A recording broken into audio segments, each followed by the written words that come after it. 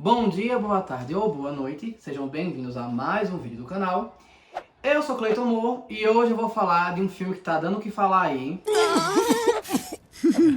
Elementos. É um filme da Pixar, Elementos. Tem a galera dizendo que é ruim, mas pra mim o filme é bom. E eu elenquei alguns pontos que me fazem acreditar que o filme é bom. Eu vou falar aqui. Bem, vamos começar. Uma coisa que eu achei fantástica no filme, que logo no começo a gente já vê algumas cenas a respeito disso, falando, mostrando eles fazendo, é a questão do estudo de materiais. Por exemplo, tem ali os metais e eles querem fazer alguma coisa, aí eles fazem, no caso, o povo do fogo, né? Faz aquela força lá pra poder, esquentando, né, derreter e fundir, né? Tem outros momentos, por exemplo, o dirigível que chega com o povo do ar na cidade, aí sai, ele murcha, aí o povo entra e ele incha de novo. Muito legal isso. Eles fazendo, como é que diz, carvãozinho na venda, né? Eles fazem carvão, vai... E coisa, quando eles ficam irritados, que eles pegam fogo e a chama muda de cor, querendo dizer que tipo, eles estão produzindo mais calor e esse calor influencia na cor da chama. E a cor da chama não fica só a cor da chama ali no vermelho, no amarelo e no laranja. E ele chega no roxo, que ela até fala, nossa, a pessoa chegar em roxo tem que estar muito irritada, não sei o que, esse tipo de coisa. Então, além disso, né, eles trazem outras coisas como, por exemplo, o vidro, para fazer vidro. Diversos momentos eles mostram lá fazendo vidro. Tem uma parte na praia que ela tá sentada e ela baixa a temperatura dela, mas mesmo assim ela, como se estivesse tensa e pressionando a areia, se torna em vidro. Quando ela faz a bolinha de vidro, quando ela colore o vidro, né, ela pega um negocinho assim, joga e fica um vidro. Então assim, aquilo ali tudo eu achei muito bonito, muito bem pensado. Diferente de Death Note, sim, eu vou problematizar. Elementos traz uma narrativa dentro do universo que ele construiu. Ele se propõe a uma coisa e ele se mantém nessa proposta do começo ao fim do filme. E a parte que você que já assistiu aí deve estar pensando, não, isso aqui foi passada de pano. Não é passada de pano. E o próprio filme mostra em outro momento que não é passada de pano. A gente vai chegar lá. Na parte que ela constrói lá o vidro, que ela faz o vidro pra... gente, spoiler, tá? Então, para de assistir por aqui. Mas tem uma parte que ela vai construir num vidro, que ela pega cimento pra construir, que não é cimento, é areia, que ela vai fazendo e tal, e ela vai mostrando, fazendo vidro e tal. E eu achei isso muito interessante, porque ela usa, basicamente, a sílica, né? Que é um princípio do vidro, porém ela não usa só a sílica para poder construir o vidro. E ela consegue construir e moldar e colorir e tudo mais, e tudo isso foi bem pensado, eu achei muito interessante. O segundo ponto, que eu já falei um pouco no primeiro, é a referência da mudança de cor da chama. Primeiro, quando ela pega fogo, né, que ela fica muito irritada, que ela fica roxa, né, ela muda de cor ali. É uma coisa que são coisas que a gente tem que levar em consideração. Por exemplo, existe uma coisa chamada ponto de ignição, que é o ponto ideal para uma substância ela pegar fogo, ela começar a pegar fogo. E nem toda substância vai ter o mesmo ponto para pegar fogo, obviamente, né? Tem a incandescência de alguns metais, tem pegar fogo, por exemplo, no álcool é muito mais fácil, papel, madeira, entre outras coisas, cada um tem seu próprio ponto de ignição. Então, era óbvio que ela, por exemplo, lá quando ela vai fechar o negócio de metal, ela tem que fazer muita força e muito fogo, ela tem que gerar. E ao mesmo tempo que isso acontece, essas coisas elas geram chamas diferentes. Por exemplo, o alumínio, quando ele pega fogo, ele fica verde. E aí tem uma parte do filme que eu achei muito bom, que eles usam os cristais para mostrar isso, que ela tá caminhando com Gota, né? Ela, Faísca, que eu acabei não falando o nome, Faísca e ele, Gota, estão andando e de repente ela fica verde. Na hora que ela ficou verde, eu fiz alumínio. Porque é uma citação, e só nisso que já trouxe, eu já achei fantástico.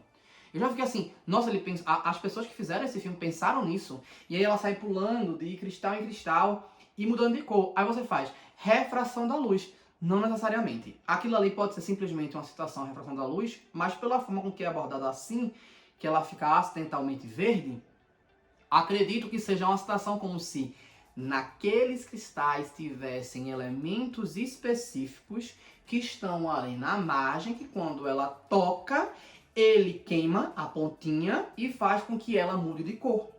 Como, por exemplo, tem uma parte que ela fica rosa, e a chama rosa é estrôncio, um elemento de tabela periódica, enfim. E aí, como eu falei, para cada um vai ter uma cor diferente. Por exemplo, o sódio é amarelo, e por aí vai. Ela vai mudando de cor, ela fica roxa, ela fica rosa, ela fica... Eu achei isso lindo. E aí ele até mostra também que ele corre, joga água e a luz brilha e faz um arco-íris. Falam sobre a refração da luz também. É uma partezinha ali simples, mas falando sobre a refração da luz e que não só o fogo consegue moldar a cor da luz. Moldar a cor da luz entre aspas, né? Porque a água não está moldando, né? Mas enfim, mostra o efeito, a física óptica, na verdade, né? Ali. Tanto ele mostra a física óptica para ela e ela mostra a combustão de materiais. Eu acho bem legal isso, que é outra coisa também que traz. Antes de eu continuar, gente, por favor, curtam se estão gostando, comentem, compartilhem. E se inscrevam no canal, tá bom? O terceiro ponto que eu trouxe é a flor Vivistéria, que eles falam que ela cresce nos todos os reinos que tem lá. O reino do ar, o reino do fogo, o reino da terra e o reino da água. Então significa que ela é uma flor resistente, provavelmente, né? E que é mutável. Na parte com que ela entra na... De novo spoiler, tá, gente? Na hora que ela entra no museu pra ver a Vivistéria que Gota leva ela, quando ela começa a brilhar, a flor desabrocha. Aí você faz, nossa, o roteiro, né, só pra ficar fofinho, vamos passar um pano aqui. Não é. Porque se a flor vivia nos 4 elementos, ela depende lá dos 4. Só que qual que ela não tá tendo ali, né? Ela não tá tendo ali a luz. É um dos que ela não tá tendo, é o fogo. Ela não tá tendo. E como ela resiste aos 4 elementos, então a gente tem que pensar que ela resiste debaixo d'água, a gente tem que pensar que ela resiste num lugar extremamente quente, né? Em condições normais, em condições que tenham pouca terra. Então ela estava numa condição aquática. Mas quando ela entrasse em contato com outros elementos, ela ia poder reagir. E aí nesse caso ela reage à luz, para poder captar a luz, ela se abre.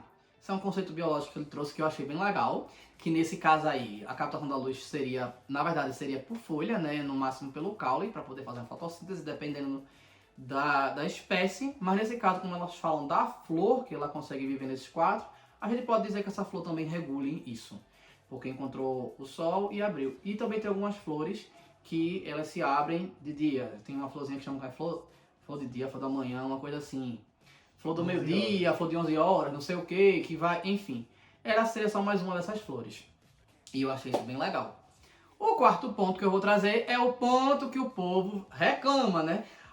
Eles se tocaram e não morreram. Gente, vamos lá. Vamos falar algumas coisas. Primeiro, nessa cena, mais uma vez spoiler, né? Quando eles se tocam,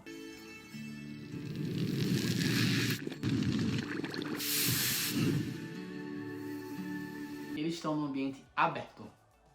Quando eles se tocam, a água na superfície da mão dele evapora e forma um vaporzinho. E ela vai oferecendo o calor para aquilo ser mantido. O vapor, por mais que tenha uma troca térmica, quando está próximo assim, boa, não é excelente. Porque é fácil de pensar. O sólido tem uma condução, temperatura de troca térmica muito rápida porque as moléculas estão próximas. A água vai ter menos boa porque as moléculas estão separadas. E o ar vai ser pior porque estão mais separadas ainda.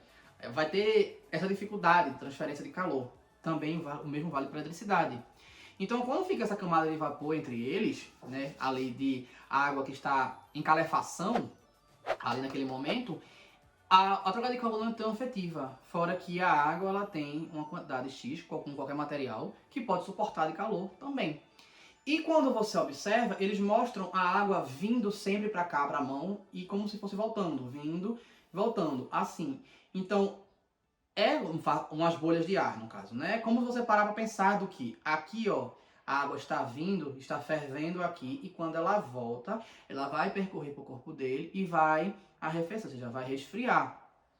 Por isso que eles podem ter contato, fora que tem água no ar. Então é aquela coisa, aqui ó, vai ter uma troca térmica e vai resfriando. basicamente como um destilador faz quando a água entra no sistema. Vai ter a água quente, vai ter a resistência. Só que a água que está entrando é fria, então ela vai esfriando um pouco, mas ela vai tirando, nesse caso, o calor da resistência para ela não queimar, porque tem a parte de vapor subindo. E aí ela vai sair do outro lado quente, tirando essa sobrecarga de calor, vamos dizer assim, para não queimar o sistema, que é o que acontece ali com eles.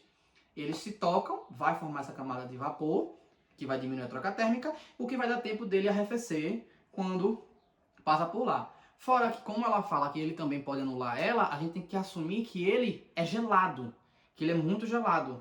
Então, nesse fator também, ele vai resfriando ela e ela vai aquecendo ele e fica naquele nível. Eles até fazem assim, é quase como se encontrasse uma temperatura de equilíbrio entre eles. Que nem ele vai apagar ela, nem ela vai evaporar ele. E ainda falando desse tema, mas como quinto tópico, e mostrando que eles tinham de fato pensado nisso, no final do filme tem um momento que eles fazem um forno, que ele entra pra ajudá-la, pra salvar a... Mais uma vez, spoiler. Ele entra pra ajudar ela a salvar a chama azul da família, e quando eles estão lá dentro, as coisas fecham e caem daquele jeito e tampam eles lá, tapa eles lá, puf. E ela começa a derreter para fechar cada vez mais. Só que quando ela fecha mais para a água não entrar, vai aquecendo o local e ele vai ficando com calor. E aí eles não saem pela chaminé. Quando eles não saem pela chaminé, a chaminé fecha.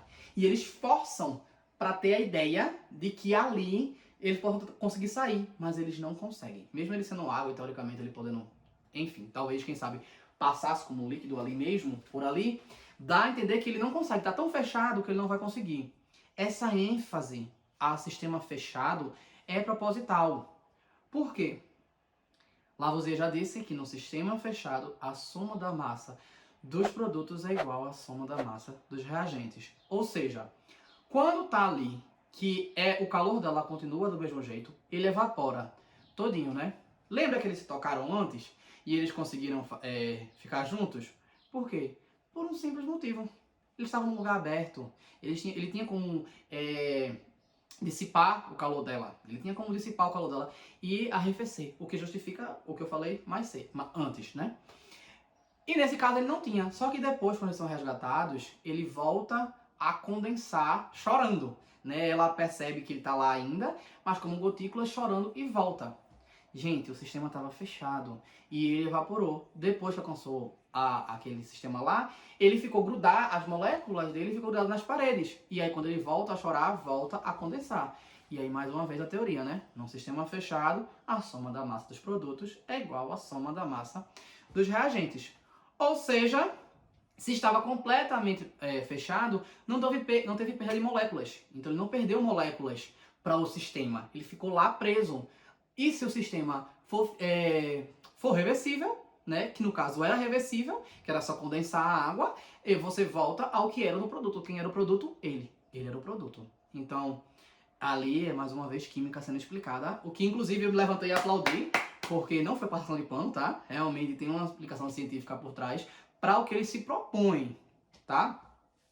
E eu trouxe um extra só, que é que eu achei interessante, que basicamente a personalidade do povo de ar, do povo de água, do povo de todos eles lá, são baseados basicamente na personalidade de alguns signos do zodíaco. Por exemplo, os de água são emotivos, por isso que eles choram por tudo lá. Os de fogo são esquentadinhos, por isso que eles vivem irritados ou irritadiços assim, de querer pegar briga por qualquer coisa. Enfim. E é isso, espero que tenham gostado. Se curtiram, mais uma vez, curtam, comentem, compartilhem e se inscrevam no canal. Valeu!